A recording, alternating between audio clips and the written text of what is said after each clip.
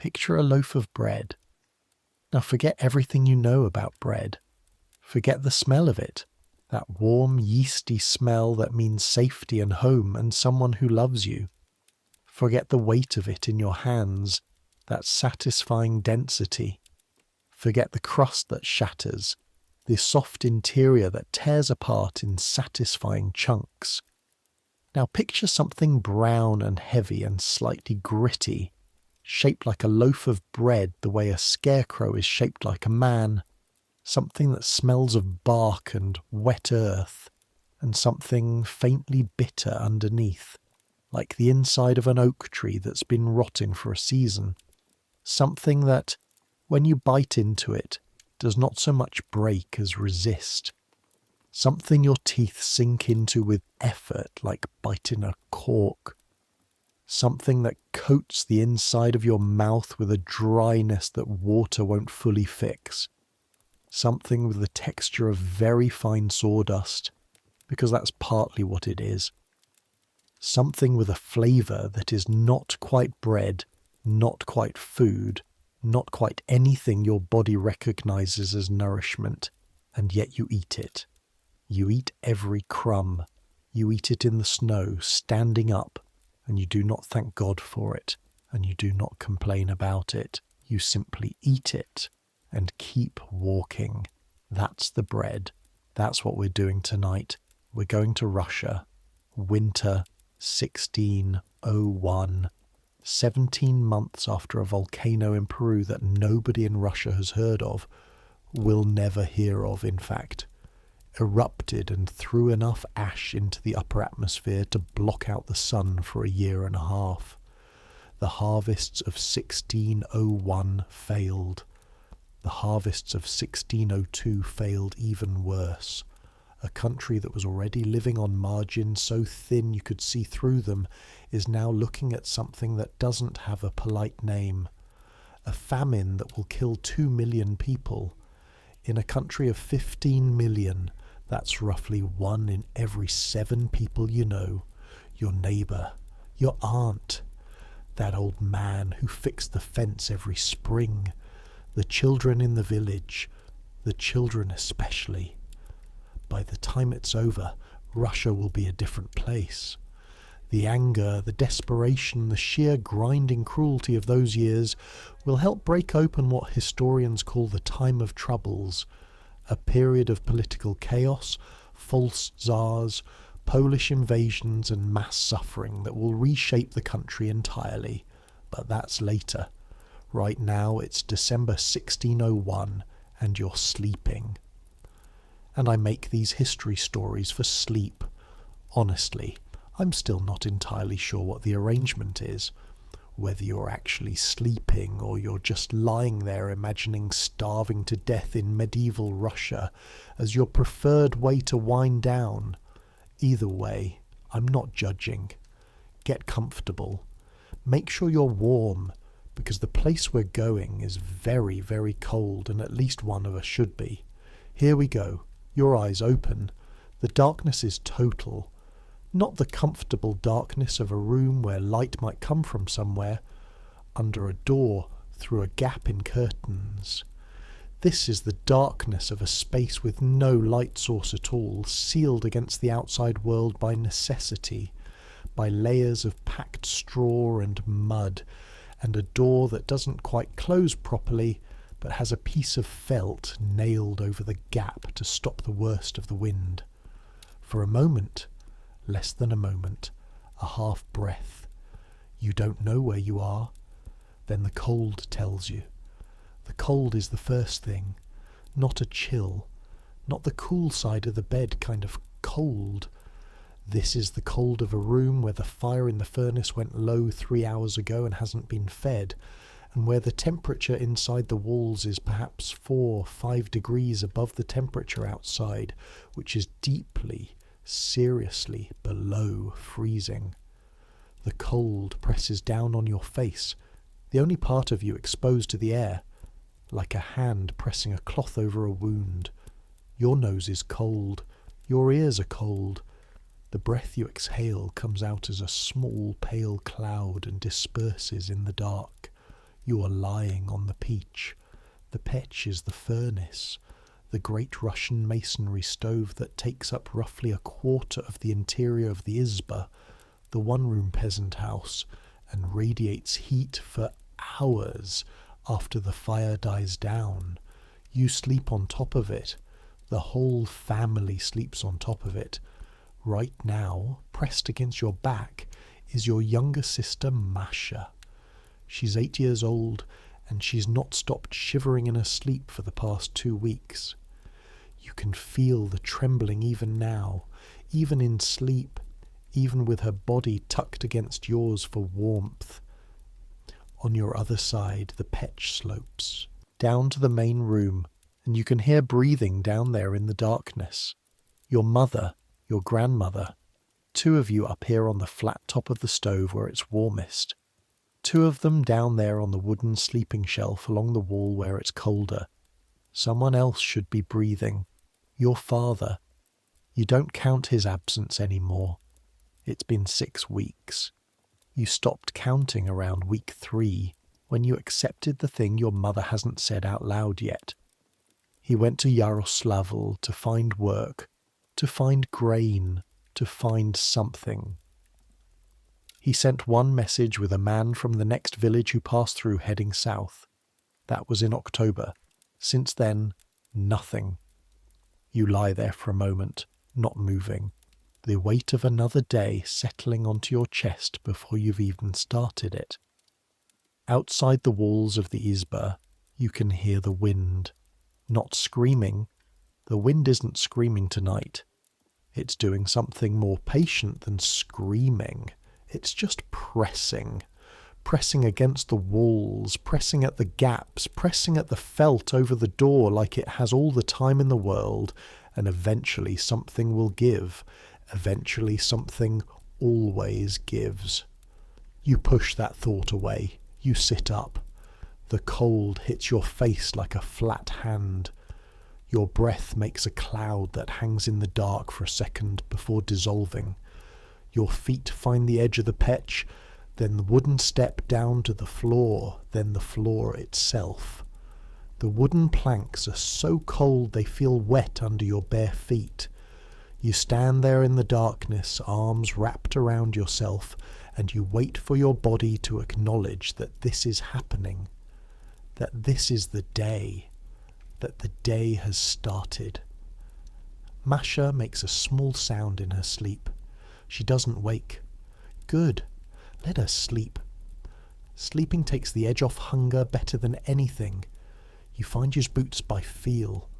They're under the petch where you left them, stuffed with dried grass for insulation. The leather is stiff and cold and takes 3 tries to get onto your feet properly. Your fingers are already not working quite right. Your outer layer, the thick woolen coat, sheepskin lined, the one your father bought at the Yaroslavl market the year before everything went wrong, hangs on a peg near the door. You pull it on. The sheepskin inside is cold at first, body temperature slow to warm it from the inside. You're dressed. In another life of getting dressed means choosing something. Today it means putting on every warm thing you own, in that order. You don't light a candle. Candles cost money. You let your eyes adjust to the darkness, which isn't quite complete. There's a faint orange-red line around the metal door of the firebox at the base of the piesh, where the embers are still alive but barely. You open the firebox carefully. The orange glow spills out into the room, and for a moment you can see everything. The izba is small, maybe 4 strides across, 5 strides long. The walls are rough-hewn logs chinked with moss and clay. The clay has cracked in places and the moss has dried and compressed over years.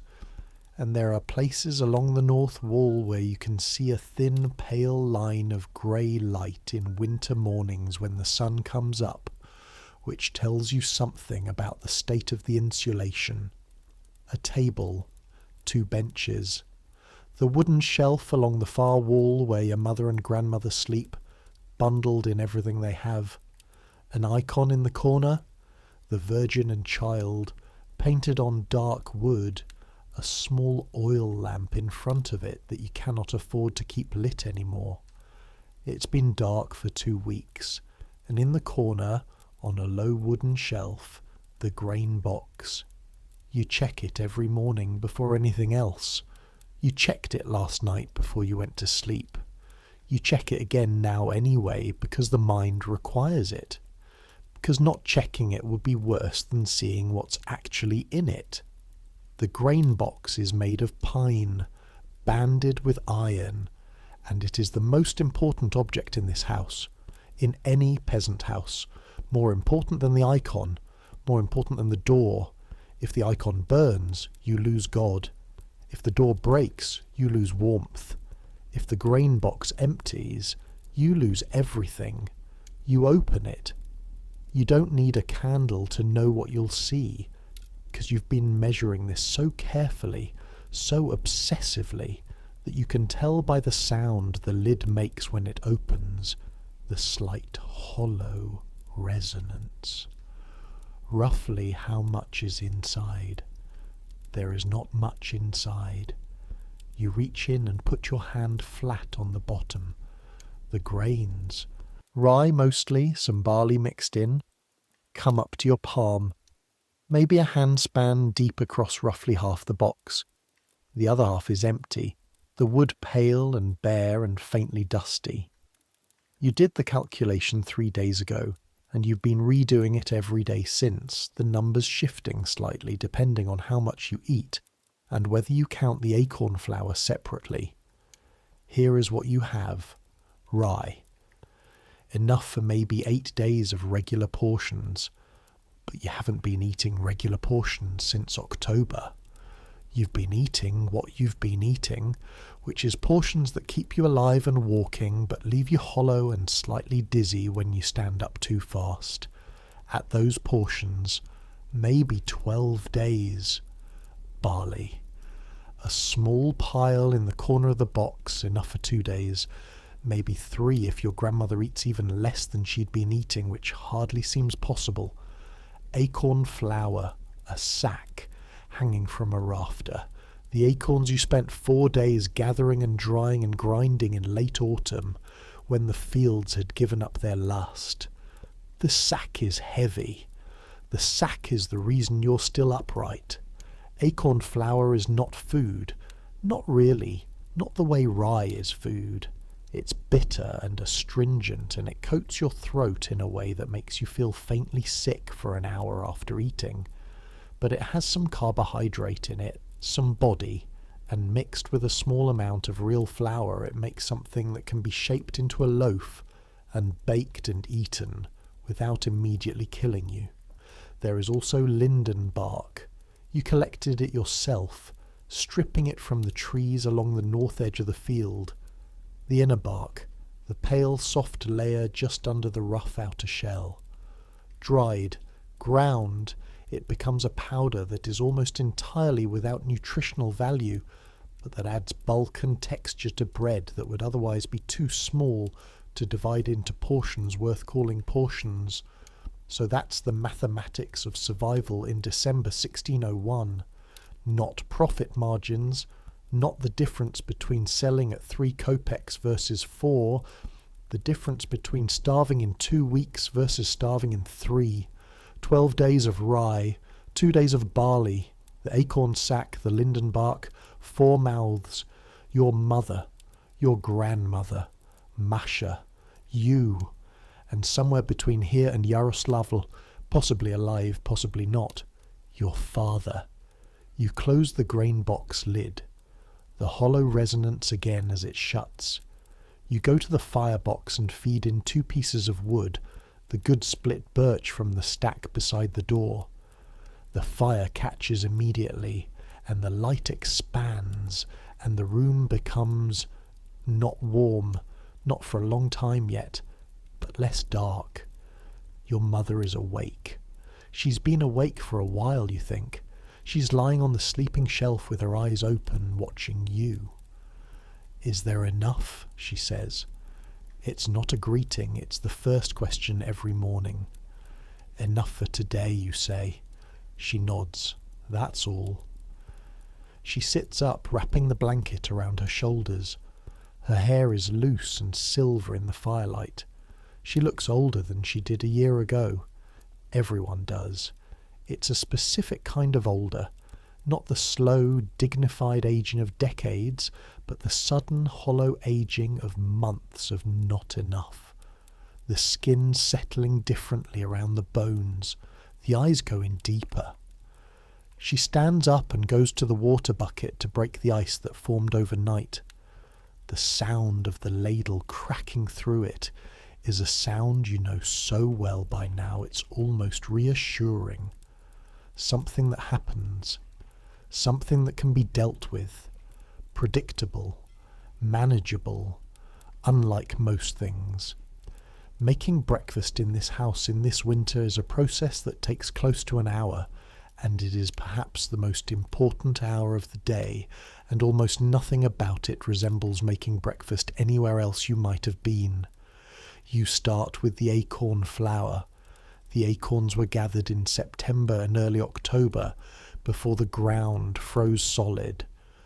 You spent 2 days with Masha picking them from under the oak trees at the edge of the forest, competing with squirrels, competing with other villagers who had the same idea, getting there early each morning to scoop the fallen ones from under the leaf mulch. Masha's hands were faster than yours. She could pick 3 to your 2, her small fingers darting quick and efficient. She treated it like a game. It stopped being a game around week 2, but her hands stayed fast. You dried the acorns on the ledge of the pea for 3 weeks. Then you shelled them. Then you ground them, using the hand quern. The flat stone grinding tool, turning and turning in slow circles until your shoulders ached and the pale meal gathered in the cloth beneath. The acorns had to be ground fine because coarse acorn meal has an even more aggressive bitterness than fine, and fine is already difficult. Raw acorn flour tastes the way oak bark smells if you press your nose against it and breathe in. There's a tannic quality, dry, slightly acidic, the sensation of your mouth trying to contract slightly around it. It's not poison. It's not pleasant. It sits somewhere in between. Mixed with rye flour, it's manageable. Mixed with rye flour and linden bark powder, it becomes something that you can eat if you're hungry enough. You are hungry enough. You've been hungry enough for weeks. Your mother measures the rye flour first. 2 small cups from the clay jar she keeps it in, separate from the grain box, already ground and ready. She adds 1 cup of acorn flour. She adds a handful of the linden powder, pale and faintly fibrous, catching the firelight for a moment before it disappears into the mixture. Water. Cold water from the bucket, just enough to make a dough that holds together. Salt. A small pinch. Salt is expensive, and your mother treats it with the respect it deserves. That's it. That's the entire ingredient list. You watch her hands work the dough. They know what they're doing. Hands that have made bread every morning for 30 years. Hands that know the texture of proper dough and are now learning, relearning, adjusting for the fact that this is not proper dough. This doesn't behave the way rye dough behaves. The acorn flour makes it stiffer, more resistant. The linden powder makes it slightly gritty, like there's fine sand in there that won't quite dissolve.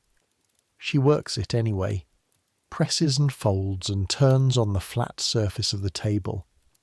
Her face is neutral, concentrated, not performing patience, just working. Masha has come down from the petch.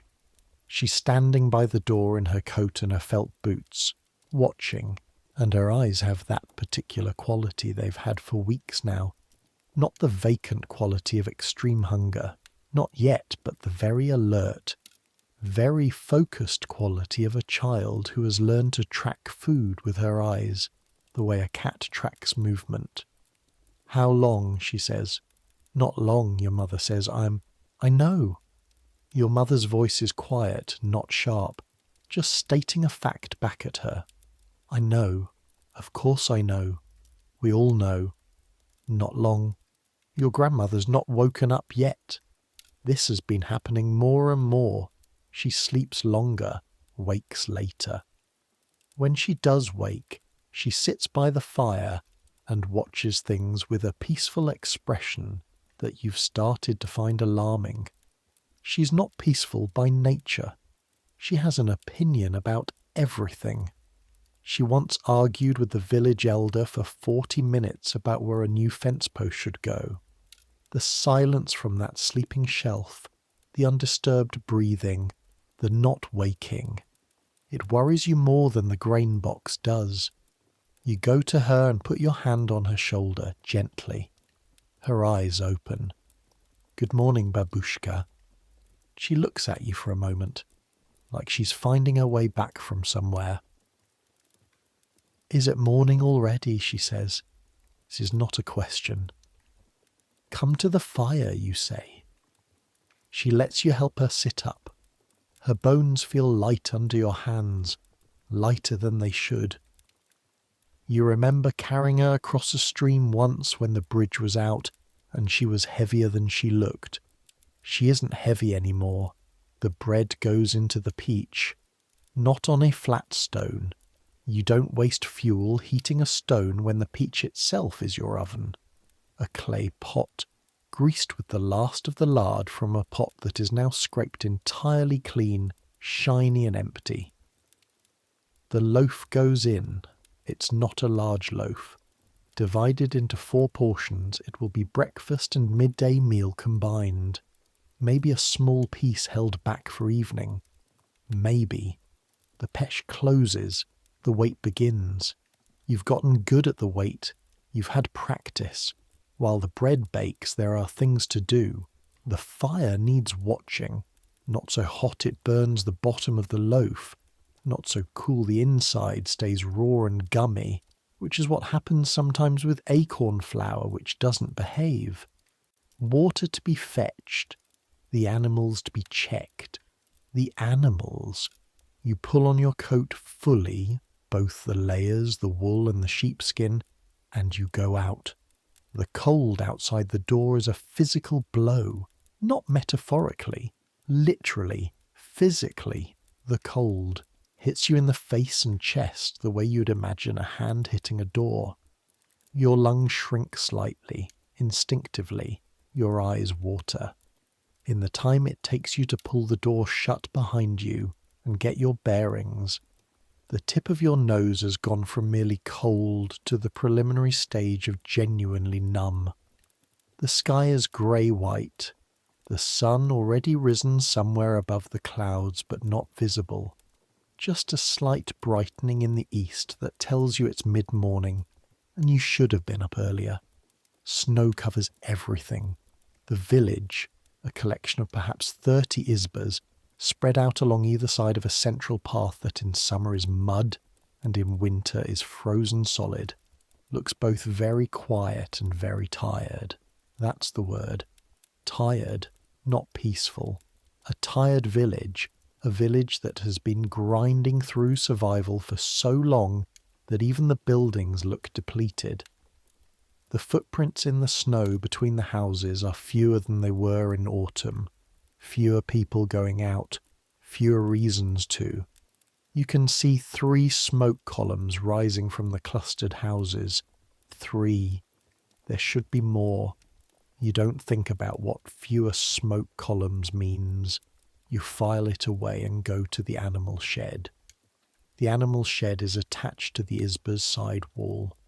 Not a separate building, but a continuation of the same structure, sharing heat, because that's the practical Russian solution to having livestock in deep winter. The animal's body heat supplements the household's heat. The household's warmth keeps the animals alive. What's left of the animals? You had a horse. The horse went in October, sold to a merchant from the next village who was consolidating whatever he could before the roads became impassable. You got a bag of rye for it, worth roughly half what the horse was worth in a normal year. You took it because you had no choice, and you did not watch the horse go. You had 3 goats, 2 are left. The third you slaughtered in November, right after the first hard frost, and the meat lasted 2 weeks, and the bones went into soup, and even the stomach and the lungs were used.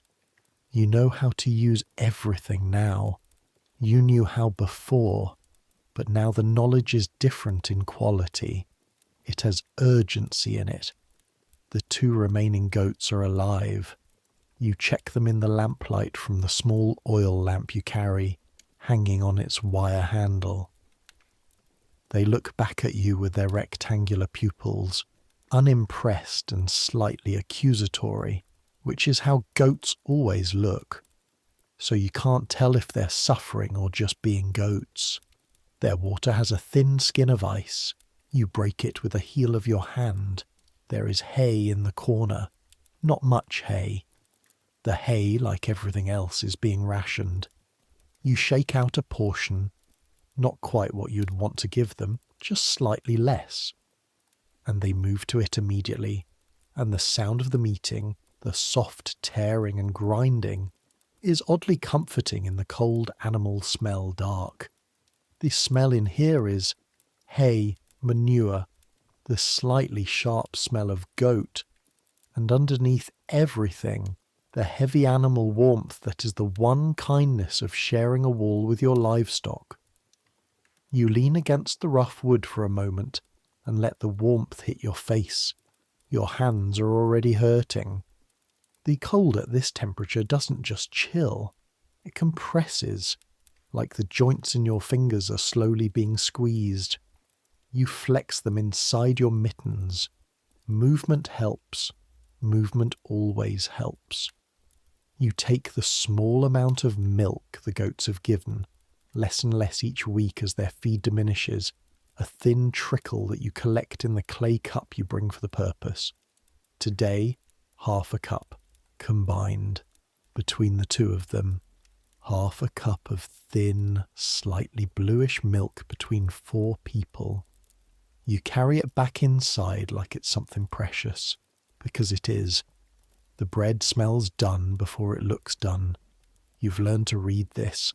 The smell shifts from raw to warm to the specific acorn and bark smell that means it's finished, which is different from the smell of rye bread done. Rye bread done smells golden, almost sweet. The Maillard reaction doing its work on the sugars. Acorn bread done smells darker, earthier, more complicated in a way that your body doesn't quite recognize as good, but has learned to recognize as finished. Your mother slides the pot out of the petch with a cloth to protect her hands. She tips the loaf onto the table. It's small, dense. The colour is much darker than rye bread, deep brownish, almost black on the bottom, where it sat closest to the pot. It doesn't rise the way real bread rises. Acorn flour doesn't have the gluten structure to trap the gases, so it comes out flat and heavy, like a disc rather than a dome. She cuts it into 4 pieces with the knife, equal pieces. She's been cutting equal pieces for months, and I don't think she's ever misjudged once. Your grandmother gets her piece on a cloth. She holds it in both hands like it's delicate, which it isn't. It's very dense and fairly robust, but she holds it that way anyway, and she looks at it for a moment before taking her first bite. Masha takes hers and bites immediately without looking. She knows what it tastes like. Looking at it doesn't help. You take yours. The weight is the first thing. It's heavier than the same volume of rye bread would be, because the acorn flour packs differently and there's no real rise. You hold it in one hand and your palm registers the pressure of it. The first bite, your teeth go in and they don't find the yielding interior of real bread. There's resistance, a dry, compact resistance, and then your teeth get through and you chew. The texture is close-grained and slightly gritty from the linden bark, and as you chew it starts to coat your mouth, the way dense things do, the way dense things that don't have quite enough fat in them stick slightly to the roof of your mouth and the back of your teeth. The flavour comes a beat later. This is always the way. The flavour of acorn bread comes about half a second after the texture, like it's been following behind and has just caught up. It's bitter, not extremely bitter, not the spit-inducing bitterness of something actively poisonous, but the steady low-grade bitterness of tannins, of the oak's natural defences that didn't quite all cook out. Underneath that, something earthy and faint that might be the rye flour, or might be your imagination filling in what it wants to taste. The linden bark has almost no flavour at all. It's more of a texture, a fine, slight chalkiness, like if you put chalk in bread, except it doesn't taste like chalk. It doesn't really taste like anything. It just adds a dimension of dryness to the already dry whole. The salt is there, just barely there. A ghost of salt, a whisper. You chew, you swallow.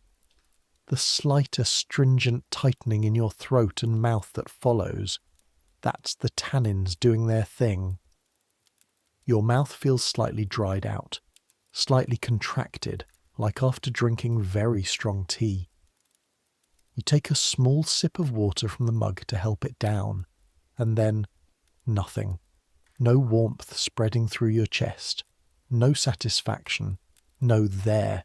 That's done quality that real food has, that quality of arrival.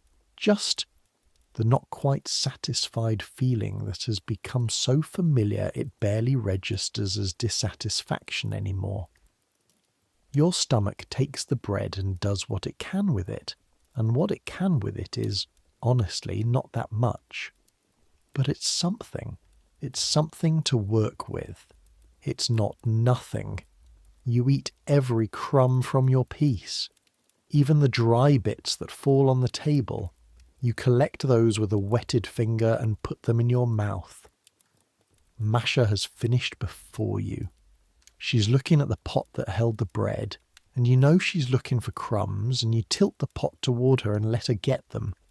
Your mother is watching this with an expression you've learned to read over the past months. Not sorrow exactly. She moved past the expression of sorrow some time ago. Something more contained than sorrow. Something that has looked at all of this and decided that the only acceptable response is to keep going, to keep measuring, to keep cutting 4 equal pieces and making sure everyone gets theirs. She hasn't eaten yet. Mama, you say. She takes her piece. After breakfast, after what there is of breakfast, comes the day's first decision. In better times, the day's first decision was what work to do first. The field or the animals or the wood pile or the 100 other tasks of a working farm. Now the day's first decision is different. You need more food. Not today's food. You have today's food. But you are 12 days from the bottom of the grain box if nothing changes, and things need to change, and the only way things are going to change is if you do something about it. The monastery. This has been discussed, not argued about. There isn't the energy for arguing anymore, but discussed, weighed, considered. Your mother's feeling, the road's dangerous, the distances are far, the lines at the monastery are brutal, and you might come back with nothing. Your feeling, if you wait another week, you'll be too weak to make the walk. There's a distribution happening. You heard about it from old Pyotr, who lives 2 houses down, and who's been making the walk regularly since October. 3 miles to the Dormition monastery at the edge of town, where the monks have been distributing bread from their stores on orders from Tsar Boris. Bread, and sometimes soup. Pyotr says the lines are terrible. He says people come from 8-9 miles away and wait for hours in the snow. He says sometimes the bread runs out before everyone is fed. But sometimes it doesn't. And even a small amount of monastery bread, real bread, baked from actual rye without acorn flour, would last your family 2-3 extra days. 2 or 3 extra days could matter. You tell your mother you're going. She doesn't argue. She looks at you for a moment. Really looks. The way she used to look when you'd done something clever and she was deciding whether to praise you or tell you you were getting above yourself. And then she says, "Take the felt wrapper for your feet, inside the boots." She gets the wrapper herself. A long piece of thick felt, greyish-white, that you wind around your foot before putting on the boot, adding another layer between your skin and the leather. The felt inside the straw inside the boot. Extra insulation. Not enough extra insulation. It's never quite enough, but more than nothing. And the walking stick, she says. I know. And if the line is past that... I know, Mamma. A pause. Come home before dark. I know, you say again. Softer. She gives you the piece of bread she held back from breakfast. Her piece. The piece she barely touched. Wrapped in a cloth. Tucked into your coat pocket. For the road, she says. That's yours. I'll have something when you're back. She won't. You both know this. But she hands it to you with a firmness that closes the conversation, and you take it, because the alternative is to leave it and watch her hand it to Masha, and then everyone is hungry and nothing is gained by the argument. You take the bread, you take the walking stick, you go outside. The walk to the Dormition monastery takes, in summer, maybe 40 minutes. In December 1601, with the snow compacted on the road from weeks of foot traffic, but the edges soft and treacherous and the wind cutting across the open field sections with a focused personal malice, it takes longer. The road leaving the village is worn to a grey-brown track through the white. Other footprints ahead of yours. You can see them leading away, some going where you're going, some branching off toward other villages, some going in directions you don't know. The footprints of people in various states of foot covering, proper boots like yours, bast shoes, rags tied around feet. Some tracks so small they can only be children's. Children make the walk too, sometimes alone. That's something you've gotten used to. The field opens up to your right after the first bend, and the wind, which was merely present in the shelter of the village, becomes suddenly enormous. It comes from the northeast across open ground, and it hits your left side with a force that makes you lean into it, and the felt wrapped inside your left boot immediately feels like it has done nothing at all, the cold finding its way through every layer to your left foot while your right is fine, and this is the walk from now on. Left side losing warmth, right side managing. You put your head down and move. The walking stick helps. The road has sections of ice under the snow. You can feel them through the stick before your foot finds them, and there are places where you'd go down on your knee without it. Going down would be bad. Getting up from a fall in this cold with this little fuel in your body costs you more than you have to spend on falling, so you don't fall. Half a mile out from the village, you pass the field boundary marker. Beyond it, the trees begin on the left. Birch and pine, the pine dark and heavy with snow on the branches, the birch pale and stripped bare, their white bark almost glowing against the grey sky. There's a body just off the road, in the shadow of the first birch trees. You see it from 20 metres out. You know what it is before you're close enough to confirm, because you've been on this road 6 times this autumn and winter, and you've seen this before. A person hunched at the base of a tree as if they sat down to rest and found the resting too comfortable to stop. A man, old from the look of the coat, which is patched in 4 places with different materials. A patchwork coat of someone who's been repairing the same garment for years. His face is turned away from you. His hands are at his sides. You stop. You check for breath. There is none. You look at him for a moment. You look at his boots. His boots are better than yours. Actual leather without the cracks yours have, and the soles appear intact. You look at them for perhaps 3 seconds, which is the time it takes for you to go from noticing the boots to feeling the wave of shame at noticing the boots to deciding that your mother and sister and grandmother matter more than your shame right now. You take the boots, you sit in the snow next to him, and you work them off his feet. They're stiff with cold, they don't come easily, and you replace your own crack boots with his. They're slightly too large. You stuff the extra felt in to take up the space. His feet, now in your cracked boots, look small and white. You say a short prayer, not a complicated one. You don't have the words for a complicated one right now, and God, if he's paying attention to any of this, will know why. You stand up, you keep walking, both feet warm now. That matters. The first sounds of other people reach you around the 1 mile mark. Not one set of footsteps, many. The compression and squeak of boots on hard snow, coming from different directions, all converging toward the same point.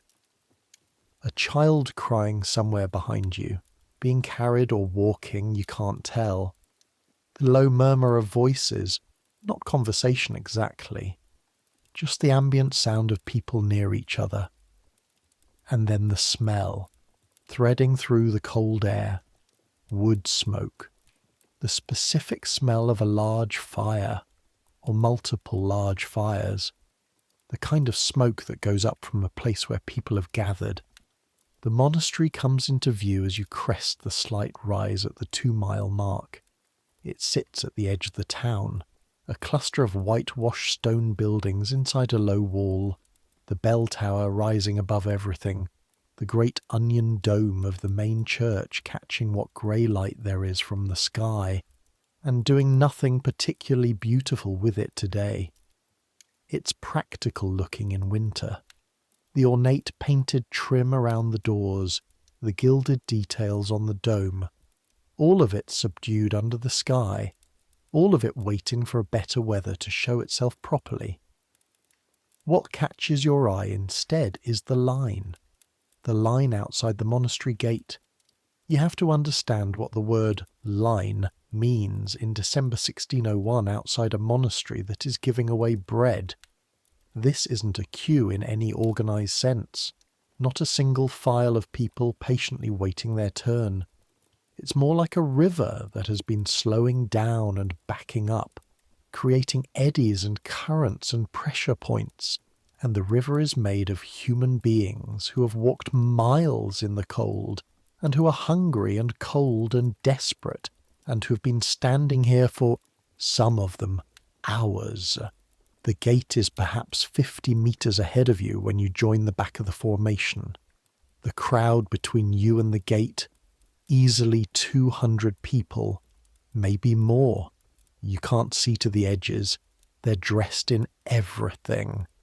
Sheepskin coats and cloth coats and things that used to be coats and are now approximations of coats held together with rope and desperation.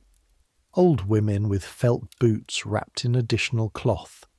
Men in bast shoes. The woven sandals of bark and straw that are essentially nothing in this cold. And yet there are men here in them, shuffling forward on feet that must be barely feeling anything by now. Children pressed against adults, burrowed in, hiding from the wind. The smell of this many unwashed bodies in cold air is particular. Cold air preserves smells in a way warm air doesn't. They don't dissipate the same way. You can smell the wool and the sheep skeiner, and underneath it the smell of people who haven't had water warm enough to wash with since October. You can smell illness. There's always illness in a crowd like this, in a winter like this, and it has a specific quality, medicinal and slightly sweet. You can smell bread, very faintly. The bread baking inside the monastery walls, drifting over in the wind. Everyone is facing that smell. You join the crowd at the back and immediately understand that this is going to be measured in hours, not minutes. You stand. This is the skill of the winter of 1601, not farming, not craftsmanship, not negotiation or courage or faith, though all of those are required too. The primary skill is this: standing. Standing in cold air with not enough food in your body, waiting for someone to give you more food, while the cold systematically works through your layers. Standing when your feet begin to ache dully, and then stop aching because the ache has graduated into something beyond ache. Standing when the wind finds the gap between your collar and your cap, and sends a precise jet of cold air directly onto the back of your neck for minutes at a time. Standing when you're thirsty and the water in your flask has started to ice over. Standing when you want to sit, which you can't. Because if you sit in this crowd, you lose your place and also possibly the ability to get up again. Standing when the person directly in front of you is swaying slightly, and you're watching them with one part of your attention, trying to assess whether they're going to fall and whether you need to do something. You stand. The crowd moves, not steadily. It lurches forward in increments, a few feet at a time, then pauses, then moves again. The lurching has a rhythm that you learn after the first 30 minutes. The monks inside are distributing at a certain pace, a certain number of people per minute, and the crowd absorbs this rhythm and reflects it back as involuntary, irregular forward movement. The man directly in front of you is perhaps 40, with a beard that was probably properly kept in better times and is now the beard of someone who has given up on its maintenance. He's wearing a coat with one sleeve slightly shorter than the other, which means it's either repaired or borrowed or both. He doesn't speak. He stands and moves and stands. To your left, a woman with 2 small children. The children are both young enough that they might not fully understand what's happening, maybe 4 and 6. They're pressed against her on either side, and she has an arm around each, and her face has the expression of someone who has decided that any emotion beyond this moment is a luxury she cannot afford right now. Just standing, just moving, just getting closer to the gate.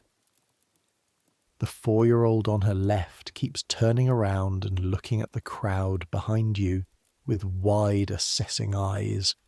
Children that age are still cataloguing the world, still filing things under normal or not normal, still trying to calibrate. You wonder which category this is going in. After an hour, you can tell by the position of the pale sun, which has managed to show itself briefly through a gap in the cloud. You're perhaps 20 meters from the gate. This is progress. This feels like progress. Then someone near the front of the line shouts, not a scream, not a cry of pain, a shout, a man's voice sharp and angry, and then immediately more voices responding, and then the crowd ripples. Not a panic, not a stampede, but a compression.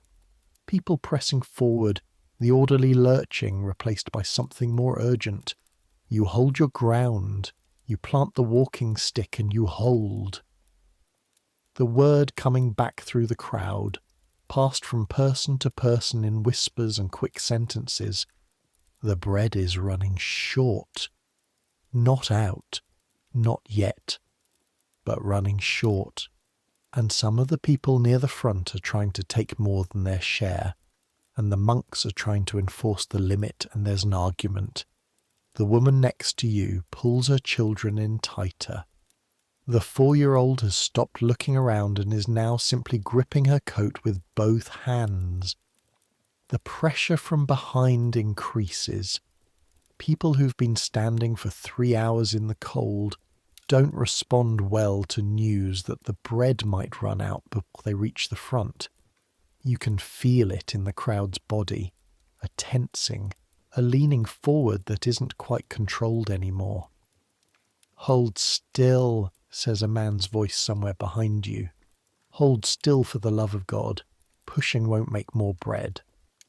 Nobody listens. People never listen to this. The logic is correct and the logic doesn't matter.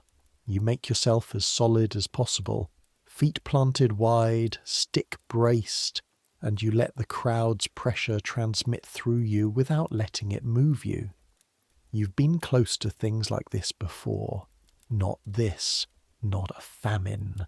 Crowd, but a harvest day market at its worst. The press of bodies when the weather turns suddenly and everyone runs for the same shelter.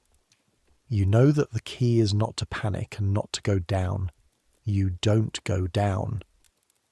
After perhaps 10 minutes of compression, something settles. The argument at the gate either resolved or paused. The crowd stops pressing quite so hard. The lurching forward begins again. You look back and see. The line behind you extends much further than it did when you arrived. 50 meters back, 100. People still arriving, still joining from directions you can't see. The village of your morning routine recedes in your mind. 3 miles away, your mother and your grandmother and Masha, waiting. You turn back toward the gate. 20 meters, 15. The cold has fully found your left foot again. You've been standing still long enough that the warmth from walking has dissipated, and the leather is conducting the ground's cold upward. You shift weight foot to foot, which helps marginally. 10 meters from the gate, 5, and then you're inside. The monastery courtyard is larger than you expected. Larger and, oddly, briefly, beautiful.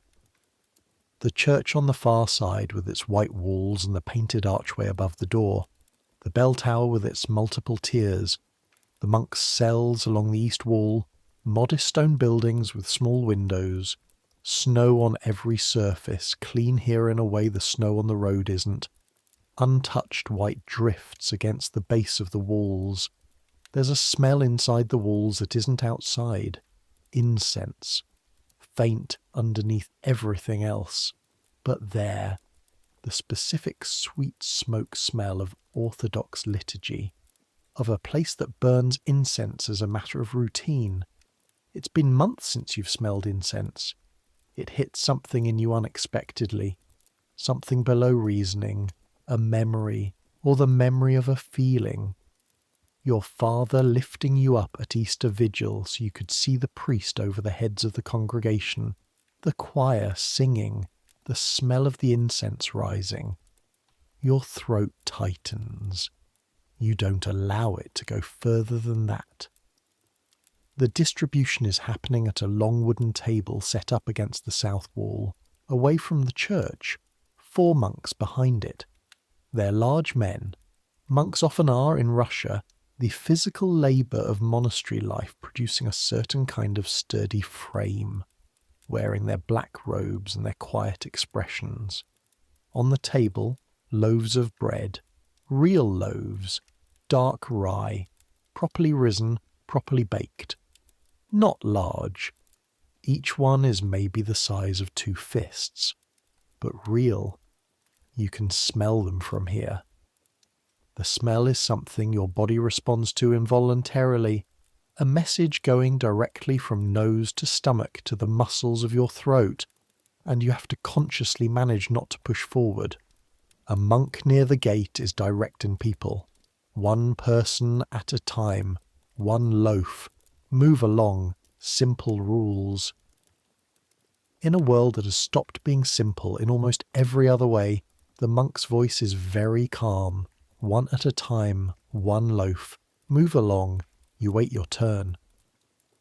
When you reach the table, the monk who hands you the loaf is perhaps 50, with a grey beard and eyes that have seen enough not to be surprised by what they're seeing. He looks at you for one moment. Not judgment, not pity. Something more neutral and more respectful than either.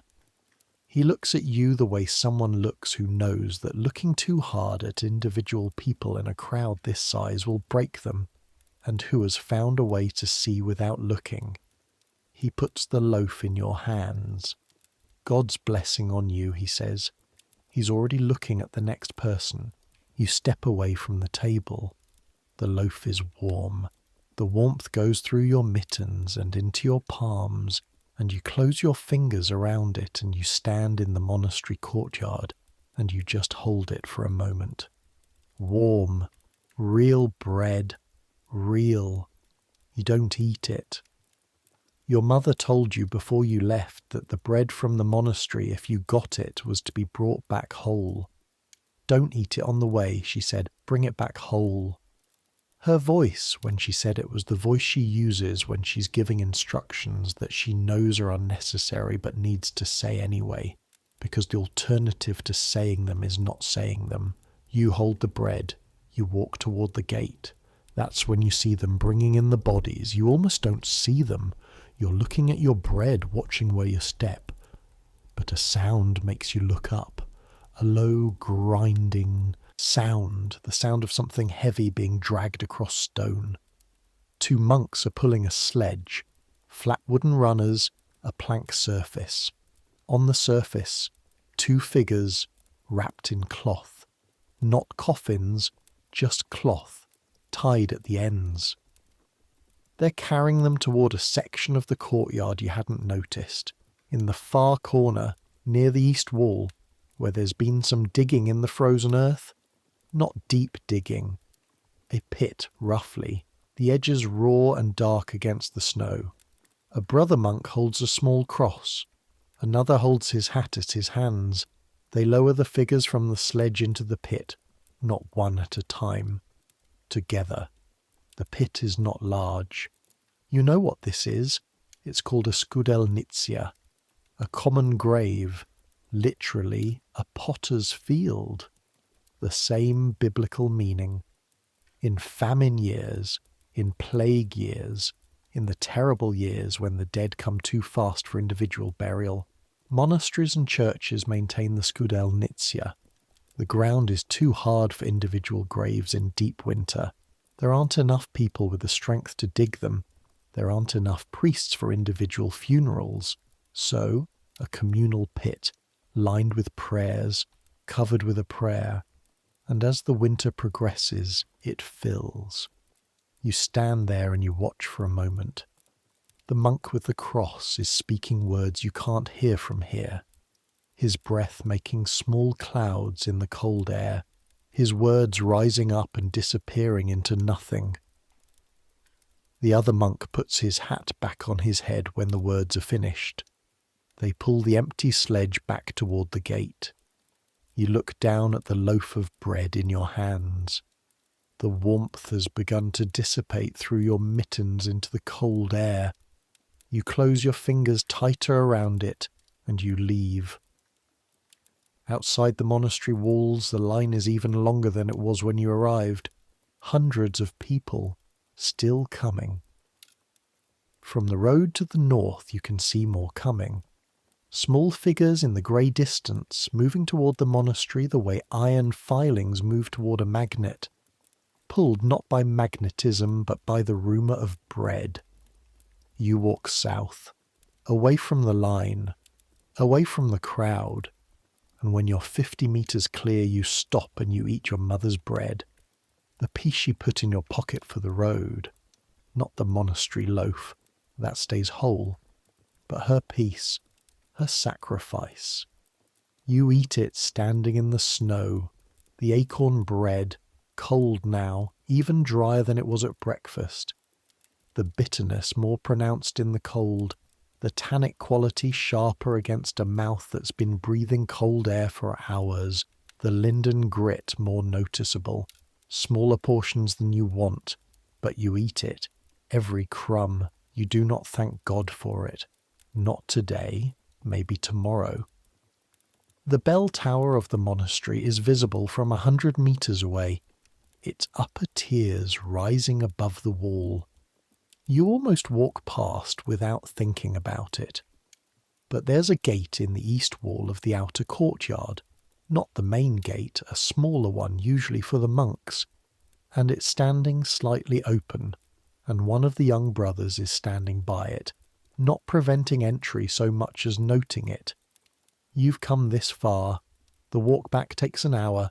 You have maybe 2 hours before dark. Is it permitted to go up, you ask? You gesture toward the bell tower. The young monk looks at you. He's maybe your age, possibly younger. His face is the face of someone who hasn't been hungry in the same way you have, who eats regularly, whose orders food stores are depleted but not finished. The contrast is not unkind. It's just visible. For prayer, he says. For prayer, you agree. He steps aside. The bell tower is cold inside, not much colder than outside. Stone doesn't hold heat well, but it's out of the wind, which at this height would otherwise be significant. The stairs spiral upward, steep and narrow, the stone worn smooth by centuries of monks climbing to ring the bells. You brace your hand on the inner wall and climb, 3 tiers up, each tier a small platform with openings on all 4 sides, through which you can see progressively more. At the 3rd tier, you stop, you look. Russia in December 1601 from 40 feet up looks like a painting that has been left out in the rain. The colours are gone, not entirely but mostly, the landscape reduced to whites and greys, and the dark line of the forest and the faint blue-grey of the sky where it isn't quite white. The snow covers everything with an evenness that eliminates the differences between things. The monastery, courtyard below, white. The field stretching away to the south, white. The village rooftops you can just make out in the distance, white. But you can see the smoke columns. That's what you look for, involuntarily, before anything else. The smoke columns from the village. There should be perhaps 30 from 30 houses. You count 11, maybe 12. The rest, nothing. Empty sky above houses that are either empty or cold, and neither possibility is entirely better than the other. The road from the monastery going north-northeast, the road you'll walk home, is visible as a darker line through the white. You can see figures on it, people leaving, people arriving, small from up here, carrying things, walking the way people walk when they're conserving energy, the deliberate measured gait of people who know that every step costs something they don't have much of. To the west, more forest, dark.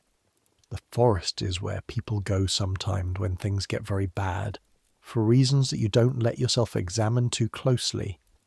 To the east, the river visible as a dark line between white banks. Frozen along the edges but still moving in the middle. A dark thread of moving water in the white landscape. The river is important. The river has always been important in Russia. The great rivers are the roads in summer, the highways of goods and people. In winter they freeze and become actual roads with sledge tracks and marker poles. But this river is medium-sized and not fully frozen, and the partial freeze makes it more treacherous than open water. Your father, you remember, was going to cross the river on his way to Yaroslavl. You look at the river for a moment, then you look away. From up here, The scale of what is happening is visible in a way it isn't at ground level. At ground level, you know what's happening to you and to your family and to the people in your village that you know. You know, old Pyotr and his wife who hasn't been seen outside in 2 weeks. You know the blacksmith's family, 6 children, who've been sharing their house with the blacksmith's brother-in-law's family since October, when that family's house roof collapsed under the snow load and they didn't have the resources to fix it. You know what happened to the miller's family on the south end of the village. From up here, you can see that this is happening everywhere, every direction. The same diminished smoke columns, the same thin road traffic, the same sense of a landscape that is very full of people who are not visible. Because visibility requires energy. They're not spending on anything that isn't survival. 2 million people. You don't know that number. Nobody knows that number in 1601. Counting happens in the census decades, and the reckoning is always approximate. But the fact of it is somehow present in what you're seeing from this bell tower, in the breadth and flatness of the white landscape, and the scattered insufficient smoke columns, and the thin dark line of the road with its slow deliberate figures. The fact of it is, this is not a problem you can solve. Your problem, the grain box, the acorn flour, the 12 days, that is a problem you can work with. That has dimensions, that responds to action. This thing you're looking at from the bell tower has no dimensions you can fit in your hands. A volcano erupted in Peru. You've never heard of Peru. You've never heard of a volcano. Not in those terms. You know the stories of Sodom and Gomorrah, of divine fire. But the natural mechanics of why the harvest failed are entirely outside anything your world has prepared you to understand. What you know is, God is displeased. The Tsar has sinned. The people have sinned. The land is being punished. This is the story of 1601 in Russia, told from inside the story. The actual story, the one that will take historians centuries to put together, tracing the isotopic evidence in ice cores, connecting the harvest failures to atmospheric data, linking the Peruvian eruption to the global temperature drop of 1601 to 1603. That story is not available to anyone standing in this bell tower right now. What's available is bread, or the absence of bread. What's available is staying alive or not staying alive. You look at the landscape for a while longer. Your breath makes small clouds in the cold air of the bell tower. Your left foot has gone cold again. Then you climb back down. The young monk who let you through the gate is still there when you come back out. He's been standing there the whole time, watching the crowd, keeping a quiet order at the smaller gate. Long way to come, he says when he sees you're from the village. Far enough, you say. He looks at the loaf in your hands, the monastery bread still whole. You have family, he says. Not a question. Mother, sister, grandmother. He nods. He reaches into his robe and produces something, a small cloth bundle folded. He holds it out to you. Dried peas, he says, from our stores. It's not much, but with water. You take it. Your hands don't shake. You're very careful about your hands not shaking when you take something from someone, because there is dignity in the taking and you're trying to hold on to that. Thank you, brother. God keeps you, he says. You walk toward the gate. Behind you, very faintly, you hear him add something, just to himself, or maybe to God, or maybe to the world in general. You can't quite make it out. Something about spring, something about holding on until spring. You walk through the gate. The walk back is harder than the walk there. Going there, you had the warmth of purpose, the forward motion of someone going toward something. The cold was a challenge. Now it's more like a companion, not friendly, but familiar. Your body has burned through whatever it had from breakfast, and the acorn bread in your mother's piece has been metabolized into something that kept you upright, but not much more.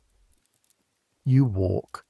The road, the birch trees, the field opening up on the right, the wind from the northeast. You pass the place where the man in the patchwork coat was, at the base of the birch tree. Someone has covered him with snow. Not deeply, not a burial, but someone passing has stopped and pulled snow over him. A gesture, an acknowledgement. You stop for a moment. Look at the snow-covered shape. You say the same short prayers this morning. Then you keep walking. The walking stick is essential now. Your legs are doing the thing they do in the last mile of a long cold walk. Not failing, but operating on a reduced budget, taking each step a degree more mechanically than the last, the elegant economy of motion gradually replaced by a kind of dogged determination. Your feet. Left has been cold for the last hour. Right is fine. Your hands. Fine. Inside the mittens. You haven't taken them off since leaving the monastery. Your face. The exposed parts. Nose. Cheeks. The strip between your cap and your collar have moved through cold, through ache, through the odd stage of not feeling that follows sustained cold, into a baseline acceptance of low-grade wrongness that barely registers as sensation anymore. Your stomach, present, specifically present, the kind of present that has opinions. You walk. The village appears around the last bend in the road. The smoke columns. 4 of them now, you count them as you approach, which is one more than you left from, which means somebody somewhere has started a fire that wasn't going this morning, which means something but you don't know what. The izba, the door, your hand on the latch. Masha sees the bread first. She's at the table when you come in, with a piece of cloth she's been assigned to him by your mother, the kind of small task your mother invents to keep hands busy, to keep the hours from being purely waiting. And she sees the loaf under your coat before you've even properly closed the door and are faced to something complicated. Not just hunger recognition, something more. You got it, she says, like she wasn't entirely sure you would, like this was a theory that has just been confirmed. I got it, you say. Your mother comes from the back corner where she's been mending something. She looks at the bread. She looks at you. The specific looking over that mothers do when someone comes back from somewhere difficult, cataloguing for damage before they say anything else. You're cold, she says. I'm fine. Sit by the fire. I need to see to the goats first. Sit, she says. Her voice carries the specific weight of a woman who has spent all day in a cold house with 2 people to care for, and no information about whether the person she sent out 3 miles in the cold is alive or not, and who is now not going to argue about this. You sit. The petch's warmth comes back to you slowly, the way cold leaves. Not all at once, but in stages. The outermost layer warming first, then the next layer, the deep, cold in your bones, the last to go. Your feet begin to ache as feeling returns. This is good. Aching is better than not feeling. Your grandmother is awake. She's sitting in her chair by the petch, and when you come in she tracks you with her eyes and sees the bread, and something in her face lifts. Not dramatically, just slightly. The adjustment of a weight. Good boy, she says. She doesn't call you a boy often. You're not, technically. You're past that in years. But right now you take it. You take the warmth in it. You pull out the cloth bundle the monk gave you. Dried peas. Small, shriveled. Your mother takes them, weighs them in her hand, and nods once, and says nothing about them because there is nothing to say except that they matter, and that is obvious. There was a brother at the gate, you say. He just... Yes, your mother says, that's all. She sets the peas aside. She looks at the monastery loaf. She cuts it, not into 4 pieces, but into 6. You start to speak and she holds up her hand. 2 pieces now, she says. 2 tonight, 2 for tomorrow. That's efficient, she says, and it is. That night, after the 2 pieces for now, after the strange experience of eating real bread, actual rye bread that rises and yields and has a flavour that is golden and slightly sharp and entirely different from the acorn bread, that makes your eyes close involuntarily with the simple animal satisfaction of something your body recognises as proper food. After all of that, you sit by the fire and you talk to your grandmother. Your mother and Masha have gone to the petch. Your grandmother can't climb up there any more, not easily, and so she sleeps in her chair with blankets around her, which is its own kind of warmth. Tell me about Tsar Boris, you say.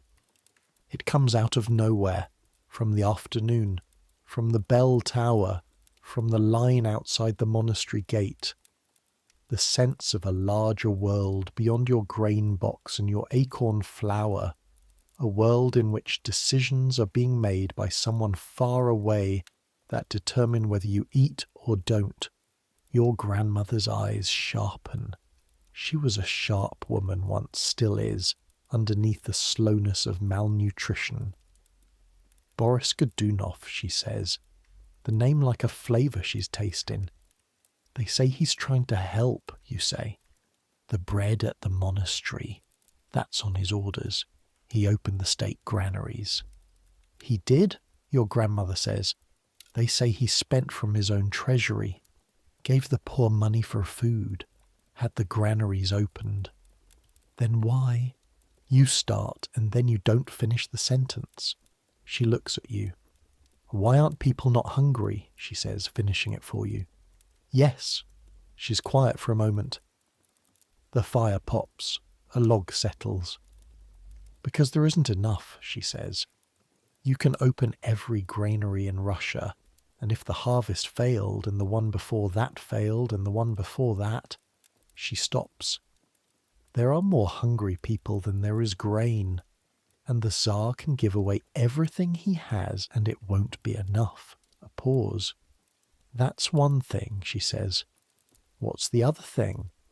She looks at you. Her eyes are sharp and old and have seen other bad years. Not this bad, but other ones. The other thing is that people who are very hungry and very desperate do not always behave the way people do when they're not. They steal from the granaries. They bribe the officials. The rich buy more than their share and sell it back at prices the poor can't pay. The monks at your monastery today, good men doing what they can, but there are men at other granaries. She shakes her head. A bad year makes some people generous. It makes others into something else. You think about the line outside the monastery, the shouting near the gate, the compression of the crowd. People are saying, you say quietly, that it's the Tsar's fault, that God is punishing him. Your grandmother makes a sound that isn't quite a laugh. People say that about every Tsar in every bad year. Sometimes they're right. Sometimes God is just busy with something else. She adjusts the blanket around her shoulders. Boris is not a wicked man, she says, with the considered air of someone who has thought about this. I was young when he came to power. People said terrible things about how he got there. Even son Dmitri dying in Uglitch, and Boris Godunov right there as regent, very conveniently. But I've seen wicked men. He's not one of them. But people don't believe that. People believe what hunger tells them to believe, she says, and hunger is a convincing speaker. She closes her eyes. She's tired. The effort of this conversation has cost something. Babushka. Sleep, she says. Tomorrow you can worry about the Tsar. She's right. You bank the fire. You settle the blanket more firmly around her shoulders. You climb up to the petch where Masha is already deeply asleep. Her breathing steady, and even in a way it hasn't been for the past weeks. The weight of the monastery bred in her stomach, making the difference between shallow sleep and real sleep. You lie down. Your body makes a full accounting of the day's costs. The miles, the cold, the hours of standing, the miles back. The accounting comes in aches, feet, legs, the muscles across your back from hunching against the wind. Not unbearable, just present, just the body being honest. Outside, the wind, the patience of the wind. You close your eyes. The week that follows is a sequence, not a dramatic sequence, not a sequence of events that would make a story someone would tell later. Just the sequence of staying alive in the winter of 1601 to 1602, one day following another with the grim persistence of someone who has decided that persistence is the point. Monday, the bread divided, the acorn flour used again, the goats fed, the fire kept. Old Pyotr's wife comes to borrow salt. Not much, just a pinch, and your mother gives it without comment, which is the only possible response and also costs something. Tuesday. The cold intensifies. The kind of cold that doesn't just press at the walls of the izba, but seems to press at everything. The wood of the furniture, the clay of the walls, your own bones, the goat milk, less than yesterday. You spend the afternoon adding more straw to the gaps in the north wall. The clay is too cold to work properly, but straw helps. Wednesday. Your grandmother doesn't get up. You sit with her for most of the morning. She's breathing. When you speak to her, she opens her eyes and finds you after a moment, like coming up from depth. She says she's cold. You feed more wood to the petch. You heat the thin soup you made from the dried peas the monk gave you. Not much, but warm, and the warmth matters. You help her drink it. She says, "Is there any left?" You give her your portion too, she says. "You're a good boy." She sleeps. Thursday. She wakes. She even argues with your mother about the placement of something near the sleeping shelf. A small argument, pointless, about whether a particular blanket is in the right position. A completely unnecessary argument about nothing. You have never been so happy to hear an argument in your life. Friday. You take the other pair of bast shoes. Yours are wearing at the heel and Masha's are too small now, have been since summer, and you trade them to the neighbour 2 houses down for a small quantity of millet. Not rye, millet. Less nutritious, but present, extant, in the grain box. The grain box, 2 hands deep now across the full bottom, the rye and the barley combined with the millet. You spend 5 minutes just looking at it in the lamplight, doing the calculation again, the numbers slightly improve from their worst point, the arc bending slightly less steeply downward. Not safe, not even close to safe, but less immediately catastrophic. Saturday. Nothing happens, which is its own kind of achievement. Sunday. You go to the village church. The church is small. It's always been small. A wooden building that has been rebuilt and extended in pieces over generations. The join between the original structure and the later additions visible in the different quality of the logs. The priest, Father Nikolai, is a small man in his 50s with a voice that shouldn't belong to his small frame. It's a big voice.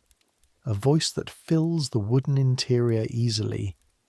The congregation, smaller than usual, not because faith is diminishing, but because some of the usual faces aren't here. Some are sick, some are gone. Some are at the monastery, having arrived yesterday evening and decided to wait for tomorrow's bread distribution rather than walk back in the dark. The service is long. Orthodox services are always long, and the cold doesn't shorten them. You stand, there are no pews, you stand throughout, and your feet hurt, and your body is tired, and you let the chanting wash over you in waves, the incense, the lamplight on the icons, the familiar words, something in your chest, something that has been very tightly held for weeks, releases very slightly, not hope exactly, not comfort exactly, just the recognition that this has been done before, that people have stood in this church, this building, or its predecessor, or the one before that, in cold years and difficult years and impossible years, and they said these words and they lit these lamps and they were, most of them, still here the next Sunday to do it again. Most of them. You stand and you let the words move around you, and you don't think about the grain box or the acorn flower or the monastery queue or the patchwork coat at the base of the birch tree. You let those things be somewhere else for a while. An hour, just an hour. The deepest cold comes in January. You knew it was coming. Everyone knows. The turn of the year brings the worst of the winter. The cold that cracks stones and splits wood and turns the world outside into something that isn't really meant for human habitation. You don't fully know it until you live it. The temperature drops far enough that you can hear the trees cracking in the forest at night. A sharp rifle shot sound, the wood contracting so rapidly that it splits. The sound travels clearly in the still cold air, and at first you wake when you hear it, and after a week you don't wake any more. The goats press together in the far corner of the animal shed. You spend less time checking on them because the brief exposure to the outdoor cold on the way to and from the shed costs too much in warmth lost. You open the connecting door between the isba and the shed in the evenings to let their warmth flow through. The water in the bucket freezes to the bottom, not just to skin, and in the mornings you have to put the whole bucket on the petch to thaw before there's water for anything. Your hands crack. The skin between your fingers and across your knuckles splits in thin red lines that sting with the particular bright insistence of cracked winter skin. Not deep, not dangerous, but continuous. They bleed slightly.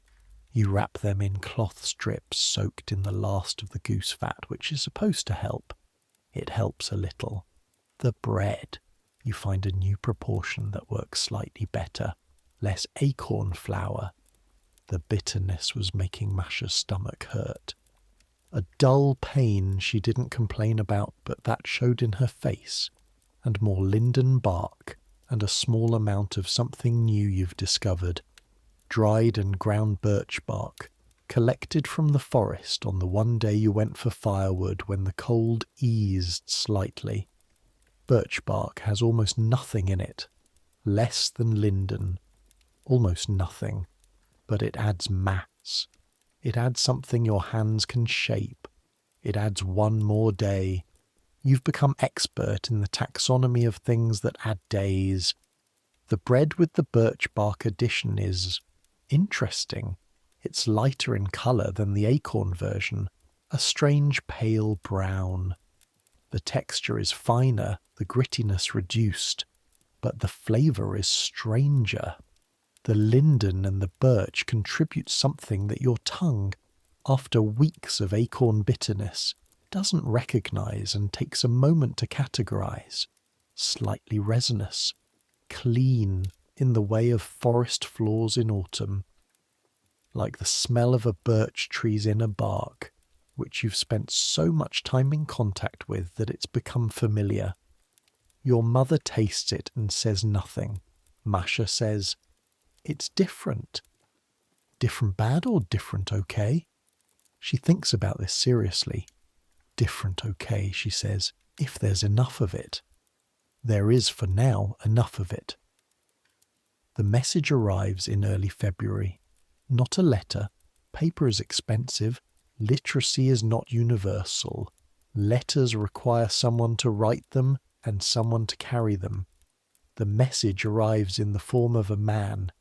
He comes to the door in the late afternoon, a young man, maybe 20, from the road to Yaroslavl, still with the stiffness of long travel in his movements.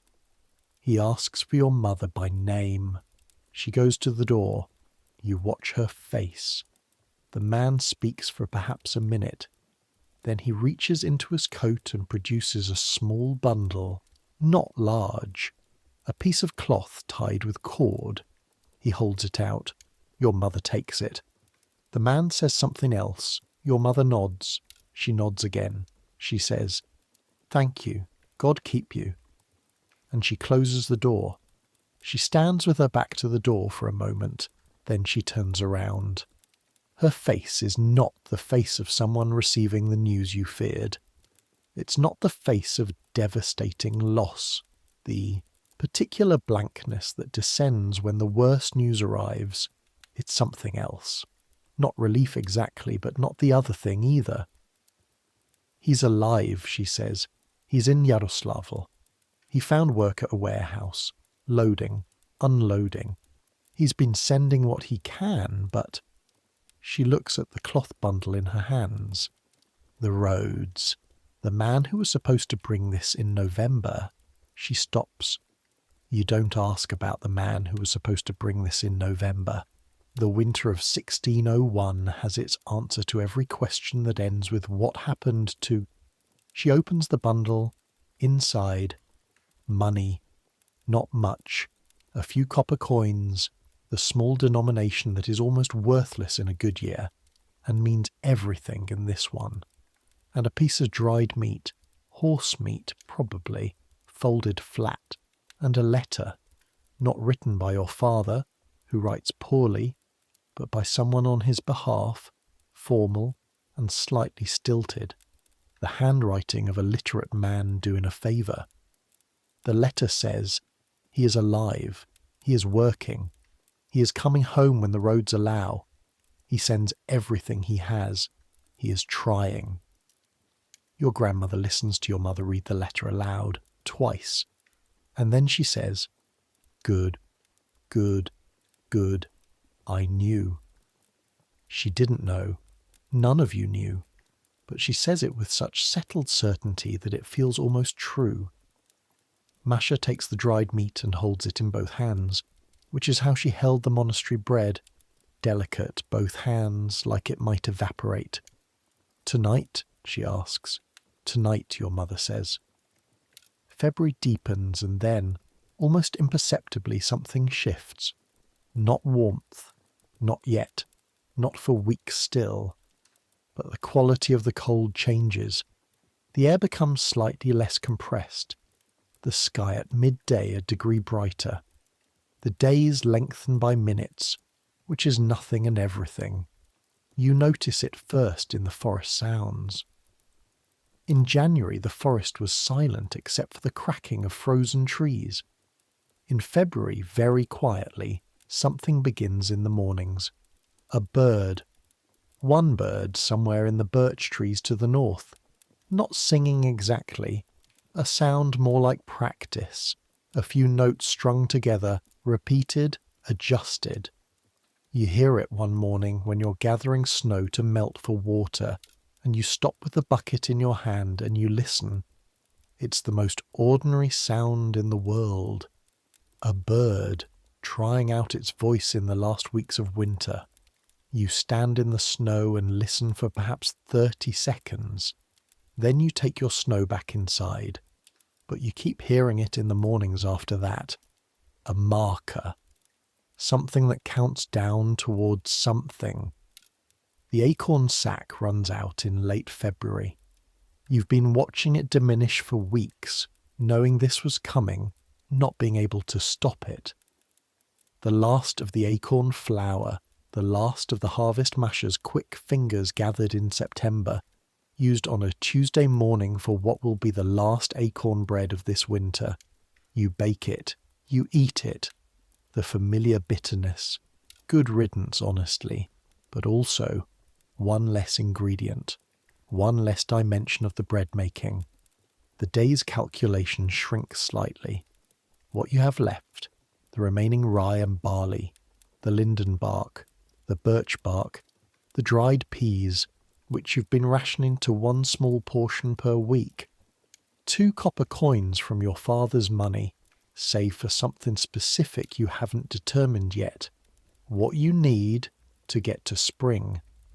Spring in Russia means the thaw. The thaw means travel is possible again, and travel means your father can come home. It means the river unfreezes, trade moves again, the market open.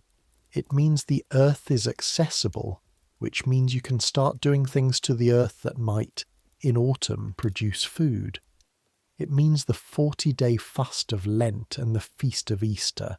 And the feast of Easter means, has always meant, even in bad years, at least one proper meal. Spring is 6 weeks away. 6 weeks. You can do 6 weeks. You do the new calculation, the new numbers. 4 people, 6 weeks, what's in the box? It's close.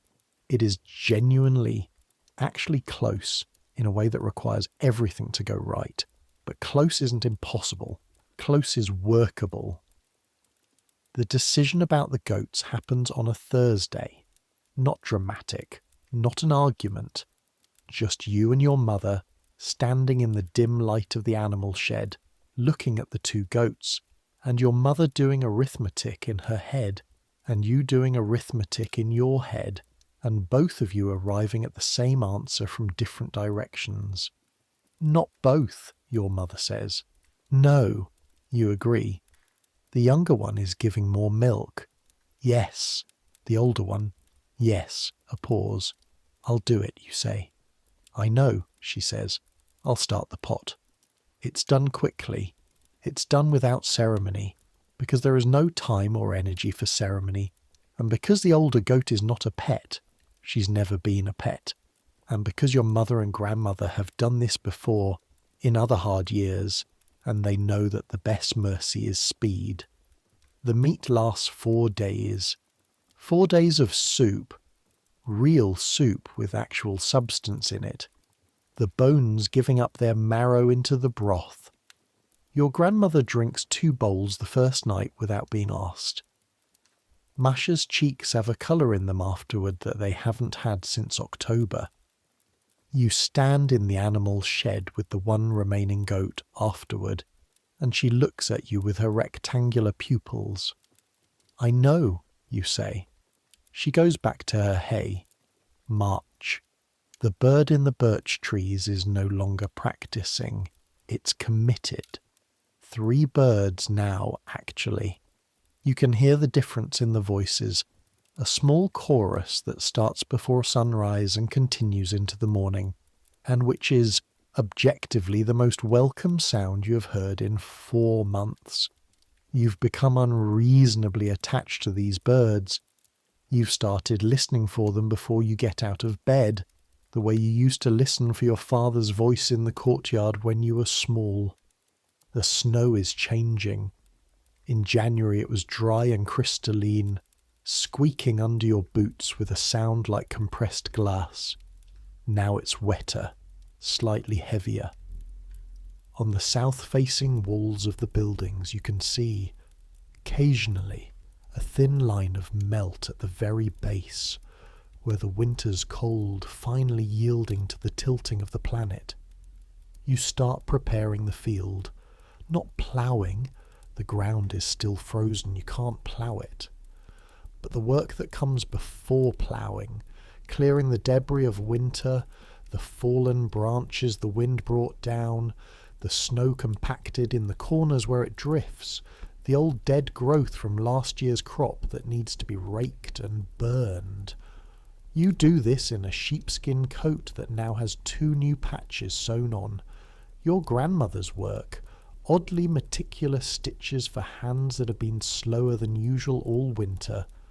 You do it with a rake that needs retying on the handle, a fix you make with the length of cord one morning when the rake works loose on the 3rd stroke. The work is cold, your hands ache, but it is work, directed at a purpose, aimed at a future that is concrete and imaginable rather than the abstract keeping alive of the past months, and this difference matters more than you had expected. Masha comes out some mornings and helps. She's stronger than she was in January, not strong, not restored, still with the slightly hollow look that the winter has left on everyone, but stronger than the worst. She talks more. She asks questions about things that aren't food. Yesterday, she asked you something about the blacksmith's son, whether he'd be back when the roads opened, which suggests she's thinking about things beyond the immediate horizon. This is good. This is a very good sign. Your father comes home on a Wednesday in late March. You don't expect him. You have no way to know when exactly he'd come. The letter said, when the roads allow, and the roads only recently allowed, the thaw making them passable again, though deeply muddy and treacherous in places. You're in the field when the sound of wheels comes from the road.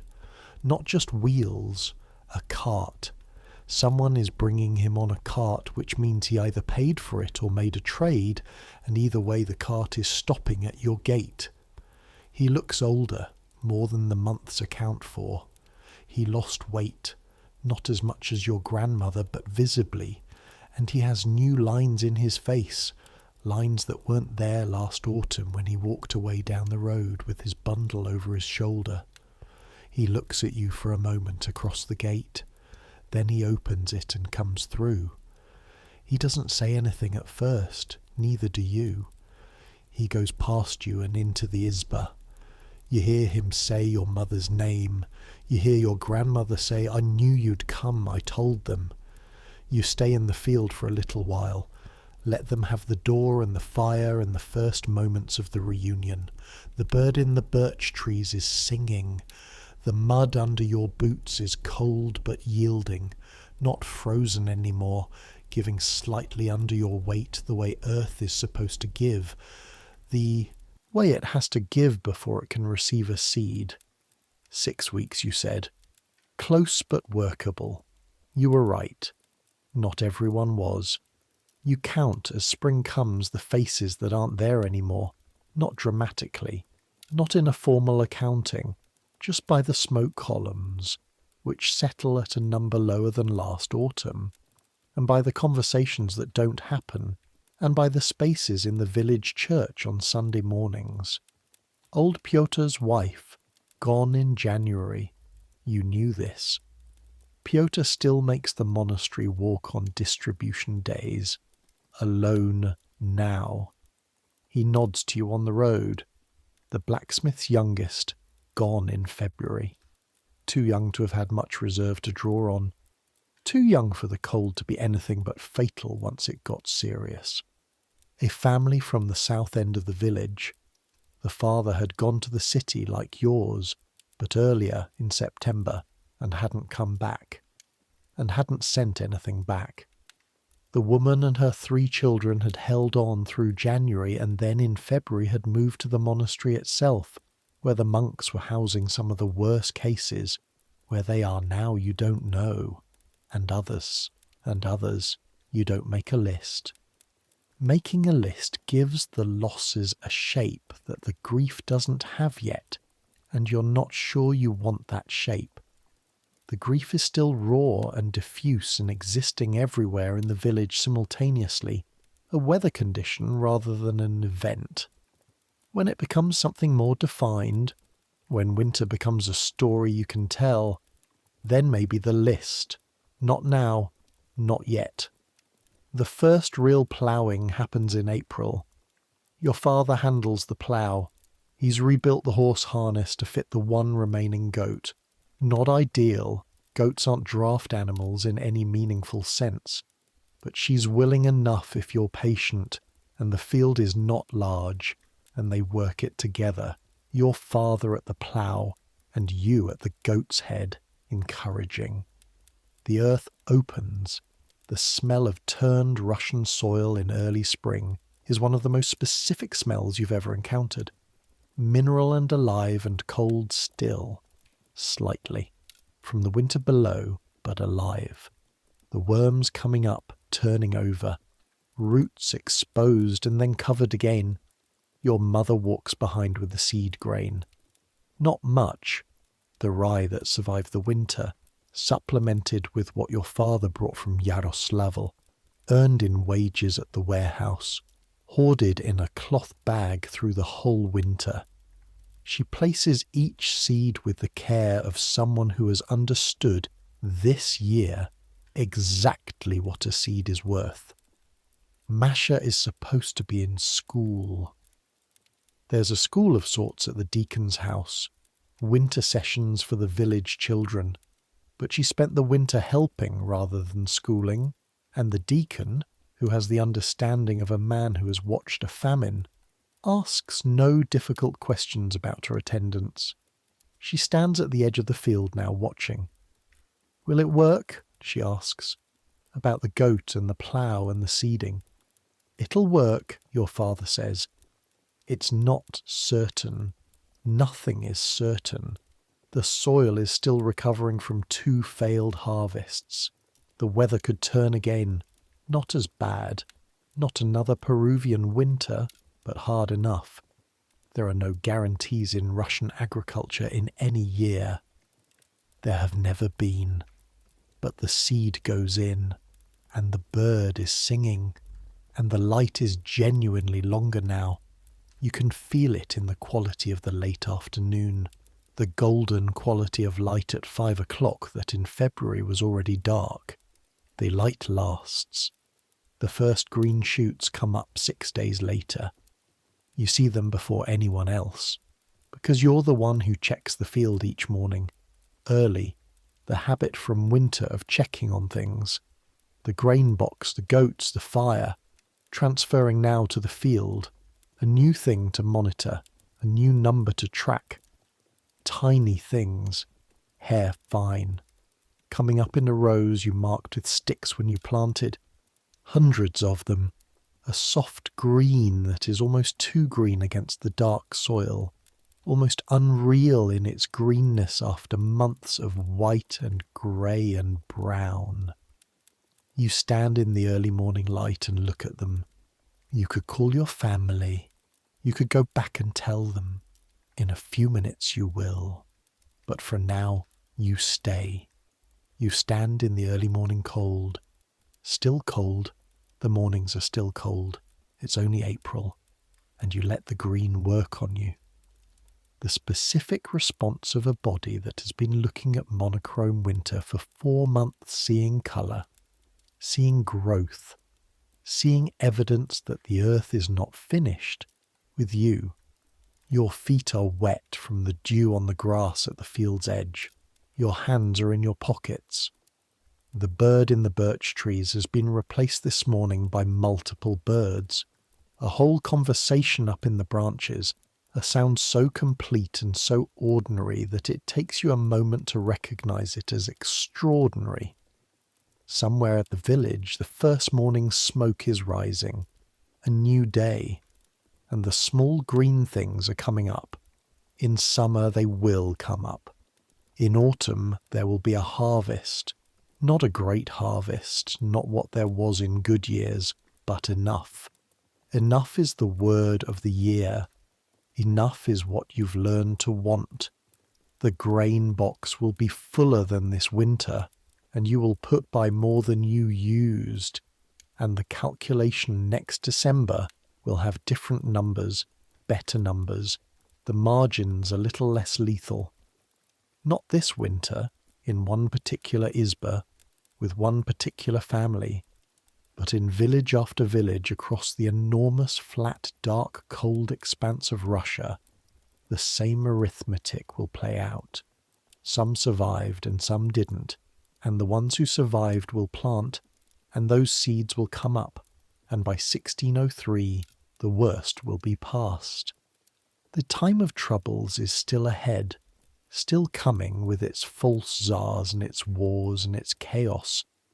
But this particular chapter, the chapter of the hunger, the acorn bread, the sawdust loaves, the monastery lines, the common graves, this chapter is ending.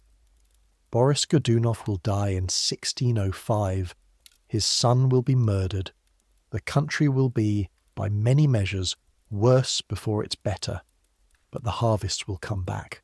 The harvests always come back.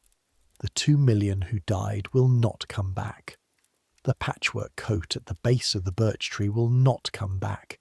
The blacksmith's youngest will not come back. But the green comes up.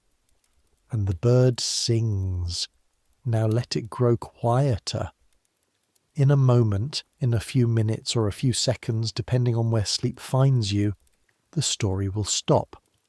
Not because it ended. Stories like this don't end, they just slow down. They reach a point where the urgency decreases and the body can finally exhale, the breath it's been holding. But before you go, think about bread. Real bread. The kind your body knows how to want. Think about the weight of it, and the smell of it, and the moment your teeth go in and find what they expect to find. This is not a small thing.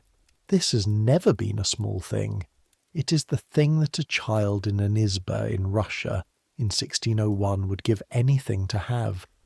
It is the thing that made a girl's cheeks colour after 4 days of bone soup. It is the thing that a monk pressed into strangers' hands at a gate in a stone wall, while the line stretched back 100 metres. You have it. Most of you listening have it. Right now, in a kitchen somewhere near you or 2 rooms away, or a short walk from wherever you're lying, bread, or something like bread, or the means to get bread. This was not guaranteed. This has never been guaranteed. What you're lying in right now, the warmth, the full stomach, the reasonable confidence that tomorrow will also exist and will also be okay, this is not the default condition of human life across most of human history. It's what everyone in every difficult year has been trying to reach. Warm enough, fed enough, safe enough. That's the goal. That has always been the goal. And you are there, so let the izba go, let the field go. The new green shoots, the wet soil, the early morning cold. Let your father at the plough go, and your mother with the seed, and Masha at the field's edge watching. Let the monastery go, the bread and the warmth inside the walls, and the skudelnitsia in the corner, and the young monk who said God keeps you and meant it. Let the bell tower go, and the grey-white landscape from 40 feet up, the scattered smoke columns, the thin dark thread of the river. Let the line go. The 200 people who walked miles in the cold. The woman with the children pressed against her sides. The man in the patchwork coat who sat down to rest and didn't get up. Let the acorn bread go. The bitterness of it. The density. The way it coated your mouth and your body, took it and did what it could with it and kept going. Let it all go the way winter lets go. Not all at once, but gradually. The warmth coming back 1 layer at a time. The cold retreating from the surface first, and then from deeper, and then, finally, from the bone. The church bell is ringing somewhere. Not the frantic ringing of an emergency or the solemn tolling of death. Just the ordinary bell, the one that marks the hours. The one that has been marking the hours in Russian towns and villages since before your grandmother's grandmother was born. The same bell that rang when the harvest was good and rang when it wasn't and keeps ringing. You're warm. The pitch is warm, or the radiator, or the central heating, or the blanket. Whatever it is that's warm around you right now, it is warm, and it doesn't require you to do anything to maintain it. Your stomach is fine. Your hands aren't cracked. The bird, somewhere, there is always a bird, is a sound that exists in your memory of spring mornings, early light, new green things in dark soil. Let that be the last sound, the bird practicing its voice, the air warming around it slowly, the long thaw beginning. Some things don't change. The need for warmth at the end of a cold day, the relief of putting down a weight you've been carrying, the moment before sleep when the body finally stops arguing with everything and just stops. You've earned that moment. You earned it with every mile, every calculation, every morning of making bread from things that are barely bread. You earned it with the patience of standing still in cold air, with the practice of feeding 4 people from a half-full box, with the decision to keep going when keeping going was the only option and also the only gift. Take the rest. Let your thoughts thin out and drift, the way smoke drifts from a morning fire, rising and dispersing, no longer urgent, no longer a fire, just warmth, becoming air, becoming nothing in the best possible way. Let the next thought be the morning one. Let the next sound be the bird. Centuries will pass. The Isba will rot and be rebuilt, until what stands in that place is something your grandmother wouldn't recognize. The roads will be paved. The forest will be different. The river will be tamed. But somewhere in Russia, right now, there is probably bread baking. The smell of it rising through a window. Someone in a kitchen, hands knowing what they're doing, and someone who grew what that bread is made of, and someone before that who planted the seed, and somewhere far back at the long beginning of the chain, a girl with quick fingers, picking acorns from under the oak trees before the frost, competing with the squirrels, trying to add one more day. Some things don't change. The counting of what's left, the decision to plant anyway, the green that comes up. Go to sleep. You're warm enough. You're safe enough. The bread is real. And tomorrow the bird will be singing when you wake. Good night.